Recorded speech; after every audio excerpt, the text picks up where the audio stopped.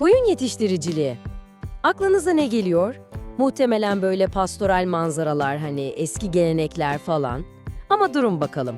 Bugün size bu kadim mesleğin aslında Türkiye'nin modern ekonomisi için nasıl gizli bir güç, nasıl sağlam bir motor olduğunu anlatacağız.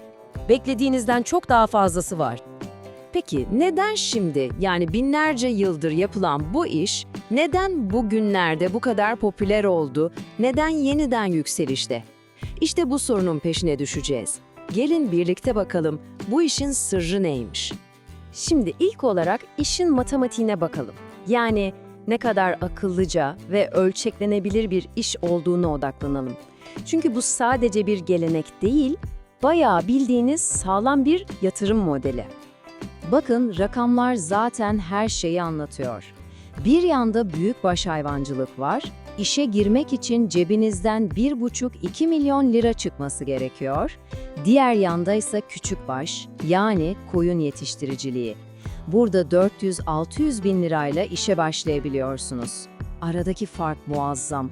Sektöre giriş bariyeri çok ama çok daha düşük.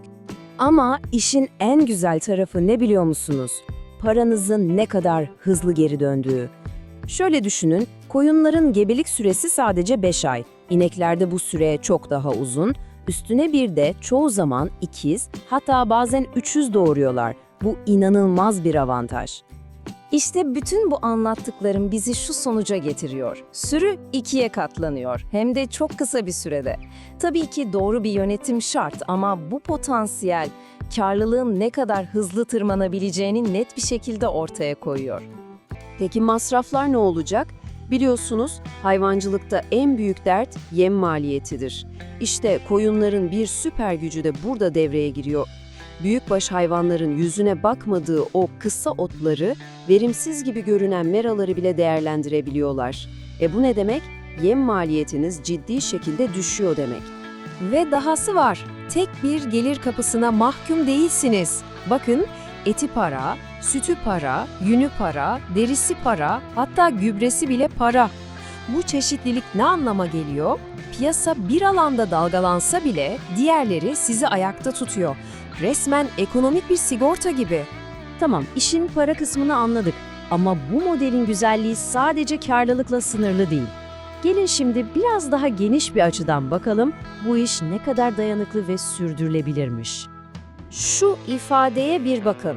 Kurak bölgeler için rakipsiz bir ekonomik seçenek. Bu çok önemli. Çünkü iklim değişikliği kapımızda. Koyunlar özellikle bizim İç Anadolu gibi kurak, zorlu coğrafyalara mükemmel uyum sağlıyor. Az suyla, az yemle hayatta kalıp üreyebiliyorlar. Bu da onları geleceğin tarımı için paha biçilmez kılıyor. Ve geldik belki de en şaşırtıcı faydasına, ekoloji. Evet, yanlış duymadınız. Koyun gübresi bildiğiniz doğal bir hazine. Toprağı besliyor, canlandırıyor ve çölleşmeye karşı adeta bir kalkan oluyor. Peki bu hazinenin içinde ne var? Azot, fosfor, potasyum, yani toprağın en çok sevdiği şeyler. Bu yüzden organik tarım yapanlar için bulunmaz bir nimet. Hem toprağın verimini arttırıyor hem de doğal döngüyü destekliyorsunuz. Harika değil mi? Şimdi bir de işin sosyal boyutuna bakalım. Türkiye'deki kırsal nüfusun neredeyse 1/5, yani %20'si geçimini ya doğrudan ya da dolaylı olarak koyunculuktan sağlıyor. Bu devasa bir rakam. Yani bu ne demek? Bu iş sadece para kazandırmıyor, aynı zamanda çok önemli bir sosyal görevi yerine getiriyor.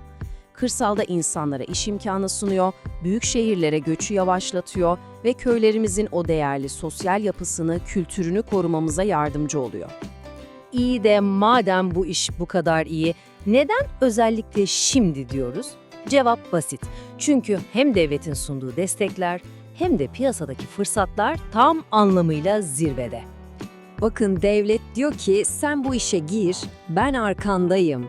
iPart, TKDK gibi kurumlar aracılığıyla %70'e varan hibeler veriliyor. Yani geri ödemesiz para. Bu işe sıfırdan başlayacak biri için hayal gibi bir fırsat. Peki ürettiğimizi kime satacağız? Talep o kadar güçlü ki. Bir yanda oltucağı kebabı gibi geleneksel lezzetlerimiz var. Bunların talebi hiç bitmez. Diğer yandaysa bütün dünyada yükselen bir trend var. Organik ürünler. İnsanlar sağlıklı, doğal et ve süt ürünleri istiyor. Bu da bize Avrupa Birliği kapılarını açabilecek dev bir ihracat potansiyeli sunuyor. Ekonomiyi konuştuk, ekolojiyi konuştuk, fırsatları konuştuk ama şimdi bu işin belki de hiç aklınıza gelmeyecek bir faydasından bahsedeceğim. İnsanın ruhuna, zihnine iyi gelen tarafından. Ve bu söylediğim öyle lafın gelişi değil, bilimsel bir gerçek.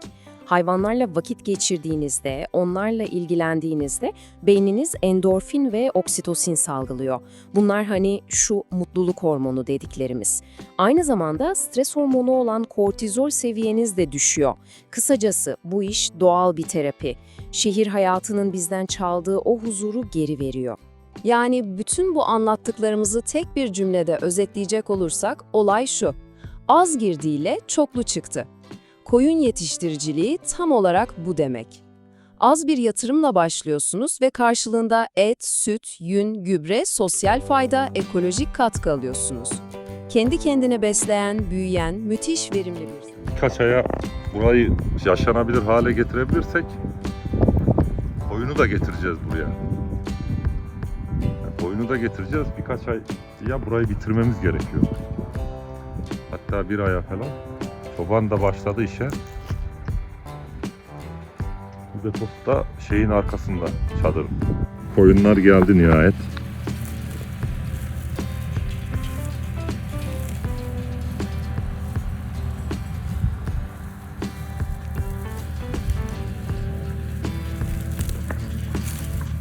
İşte 150-200 kadar